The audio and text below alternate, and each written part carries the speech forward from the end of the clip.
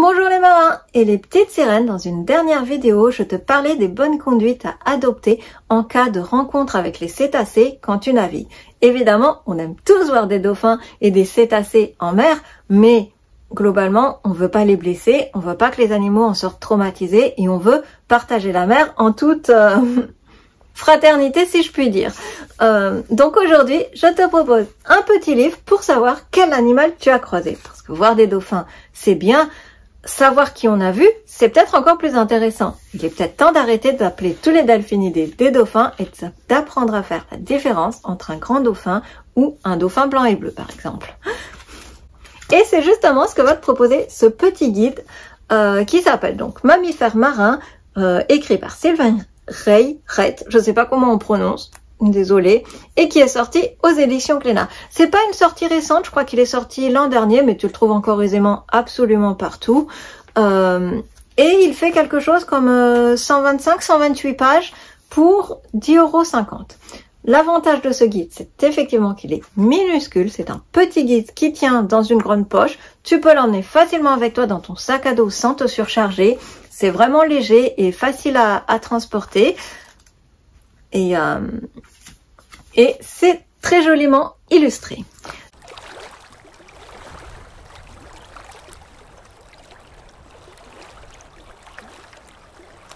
Donc ce qu'il faut savoir, c'est que Sylvain Rey, il est auteur mais aussi guide naturaliste, c'est même sa fonction première si je puis dire, et qu'il a créé l'association Faune et Océan, qui est un organisme, une association qui propose des croisières d'observation de la faune marine qui se trouve principalement en Bretagne, puisque c'est là que l'association est située. Donc globalement, c'était une personne plutôt bien qualifiée pour nous écrire ce guide. Le guide est absolument intéressant. J'ai plutôt été totalement étonnée de la qualité du contenu du livre, justement, parce que pour un si petit guide de poche, on apprend énormément de choses intéressantes. Donc on va voir ensemble comment ça se déroule. Le livre se déroule en 3 grandes parties, si je puis dire. On a évidemment une introduction, un chapitre d'introduction qui fait quand même quelque chose comme une bonne quinzaine de pages, qui va évidemment nous donner tous les faits importants à savoir sur les mammifères marins, c'est-à-dire leurs origines depuis le temps des dinosaures, leur évolution, comment ils sont retournés à l'eau, etc.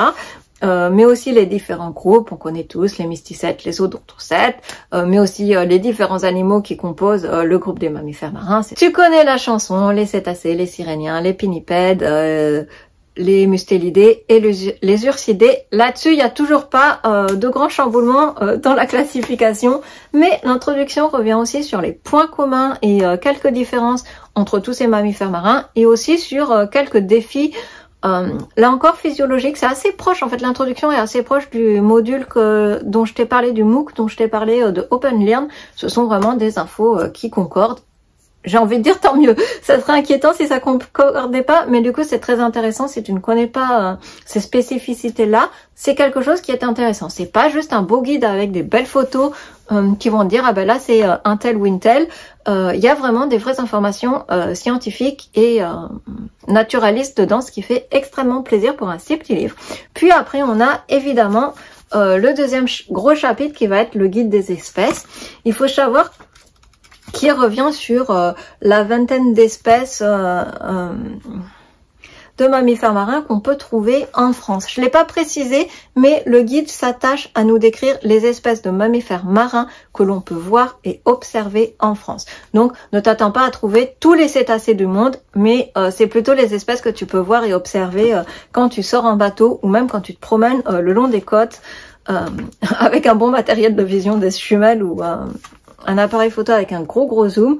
Mais voilà. Donc pour ce chapitre sur le guide des espèces, à chaque fois pour chaque espèce, ça va se dérouler en 4 pages, comme ça et comme ça, avec des photos qui te permettent de voir les spécificités évidemment de chaque espèce et plusieurs parties assez intéressantes. On a toujours évidemment une description de l'espèce avec les mensurations moyennes, si je puis dire, les particularités anatomiques, mais aussi l'endroit, la zone où tu peux les voir en France, parce qu'évidemment, tu ne vois pas les mêmes espèces situées en mer Méditerranée ou situées dans la Manche ou dans dans la mer du Nord, ça va de soi.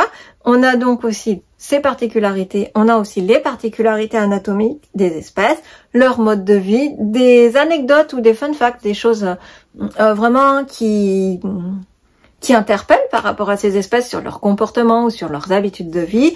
Mais on a aussi quelque chose d'intéressant, c'est qu'ils nous mentionnent leur statut UICN. Donc évidemment, c'est à prendre avec des pincettes puisque ça sera quelque chose d'extrêmement lié à la temporalité à laquelle a été édité le livre, puisque malheureusement les statuts UICN peuvent bouger assez rapidement dans le cas de certaines espèces, mais ça te donne globalement une idée de si une espèce est extrêmement vulnérable et très menacée ou si au contraire ça va plutôt bien. Donc voilà, c'est à prendre avec des pincettes et à peut-être aller vérifier suivant la période à laquelle tu lis ce livre. Si tu lis ce livre dans 3 ou 4 ans, peut-être que des choses auront changé, mais c'est toujours intéressant à savoir. Et en plus du statut UICN, ce que l'auteur nous dit, c'est aussi les menaces. Pourquoi cette espèce est menacée? Quelles sont les principales causes qui font que sa population a décliné? Est-ce que c'est des questions écologiques? Est-ce que c'est des questions de surpêche? Est-ce que c'est des questions de migration de population? Donc ça, c'est toujours intéressant aussi à remettre en perspective parce que un statut seul de dire vulnérable ou menacé ou en pleine forme, ça manque des fois de nuances et de complémentarité au niveau des informations. Donc tu as plein d'informations sur chaque espèce de cétacé qui navigue, si je puis dire, dans nos eaux françaises. C'est fascinant, on a envie de tous les croiser. Malheureusement, j'en suis pas encore là, mais j'espère un jour.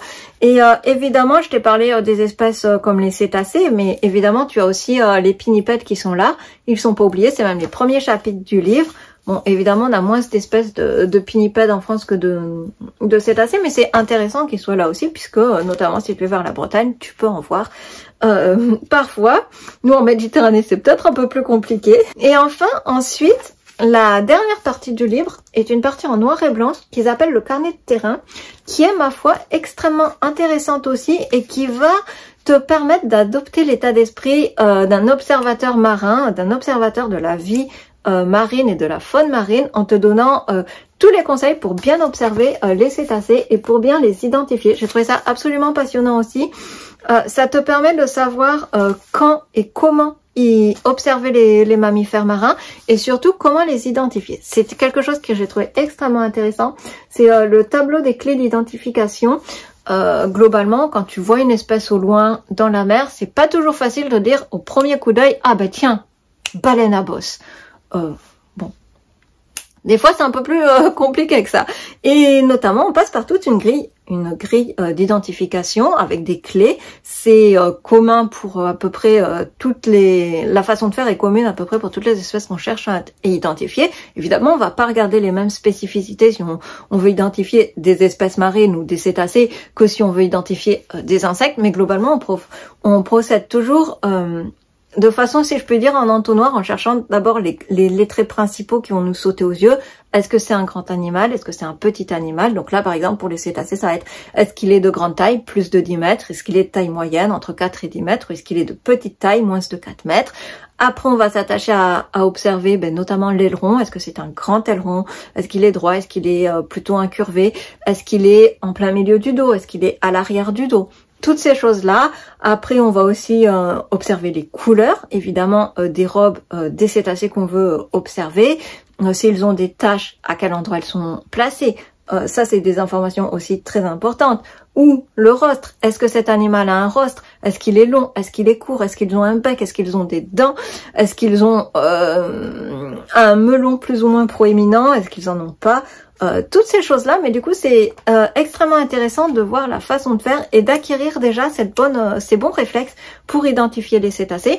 Évidemment, après on a des fiches caractéristiques pour chaque cétacé qui vont là encore nous donner plein de petites informations sur lesquelles il est facile de porter attention. Par exemple, les orques, il y a quelque chose qui est très simple à identifier quand on voit un orque pour savoir si c'est un mâle ou une femelle, c'est de regarder la hauteur de l'aileron. Il faut savoir qu'un mâle a un aileron qui fait quasiment 2 fois la taille de l'aileron des femelles. Donc tu vois, tout ça c'est des petites choses qui petit à petit vont te permettre de mieux savoir ce que tu observes. Pareil pour différencier toutes les espèces de rorquals ou de choses comme ça, où on va te montrer en fait les différences et les caractéristiques de chaque espèce. À quel endroit sont placées les taches, à quel endroit sont placées les particularités physiques, l'aileron. En fait, c'est ce qui va nous permettre de différencier deux espèces qui à première vue se ressemblent énormément, donc c'est très intéressant.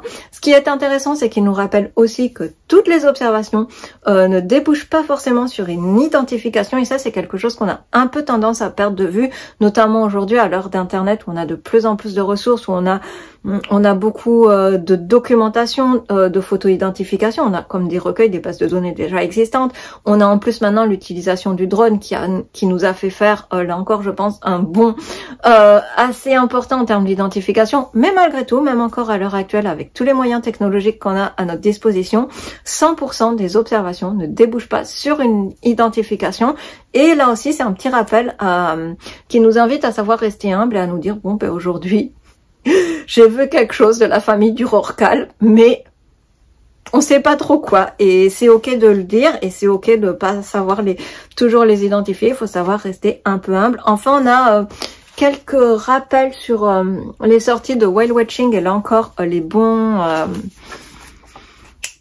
réflexes à adopter et les choses à être vigilantes si jamais tu veux faire des sorties de whale watching avec des organismes, rester un peu vigilant et être sûr d'avoir un organisme qui respecte bien le bien-être des animaux. Je trouve que le whale watching est vraiment un sujet assez touchy, assez délicat et assez à controverse. Moi-même, à titre personnel, je sais pas trop où j'en suis par rapport à ça.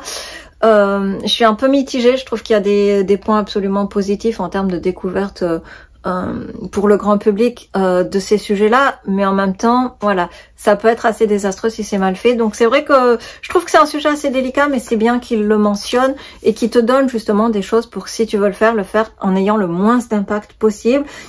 Puis aussi tu as quelque chose d'absolument sympa, c'est quelques conseils si tu as envie de te lancer dans la photographie des mammifères marins.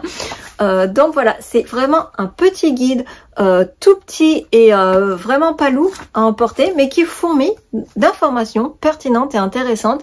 Et globalement, c'est vraiment un livre que je me suis régalée à lire et que je te conseille d'avoir toujours avec toi au bateau si tu as envie d'en apprendre plus sur les cétacés que tu croises en voyage, en cours de navigation. C'est un livre qui est extrêmement fonctionnel en plus, donc ça c'est chouette. Et voilà, moi c'est un livre que j'ai aimé lire, que j'ai hâte de pouvoir pratiquer si je puis dire. Mais voilà. Un livre que je t'invite absolument à lire. Comme je te disais en début de vidéo, il faut savoir qu'il fait partie d'une collection qui s'appelle les guides, les mosaïques nature, et qu'on a notamment un guide magnifique des poissons de la Méditerranée qui est sorti et qui me fait énormément de l'œil. J'attends de le trouver en occasion. Si j'ai l'occasion de le trouver en occasion, je sauterai dessus et je t'en parlerai. Mais voilà, il y a toute une collection là-dessus, et du coup pas que sur les animaux et les espèces marines, mais je crois qu'il y en a aussi sur la faune terrestre. Donc n'hésite pas si tu as envie de petits carnets d'identification faciles à avoir avec toi, parce qu'évidemment on a des choses dans notre littérature scientifique bien plus complètes qui existent, mais des fois il faut avoir envie de se les trimballer au bateau, dans le sac à dos.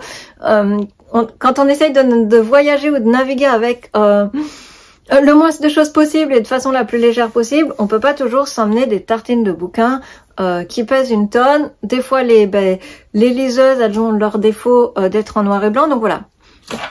Un bon petit précis de ce qu'on a à voir en France qui pourra déjà susciter beaucoup de vocations et émerveiller les petits comme les grands. Je fais pas plus long, je t'invite fortement à le lire. N'hésite pas à me dire en commentaire si tu l'as lu, si tu as de bonnes références de livres sur les cétacés et les mammifères marins plus largement à me conseiller. Je les lirai avec plaisir et je t'en parlerai ici.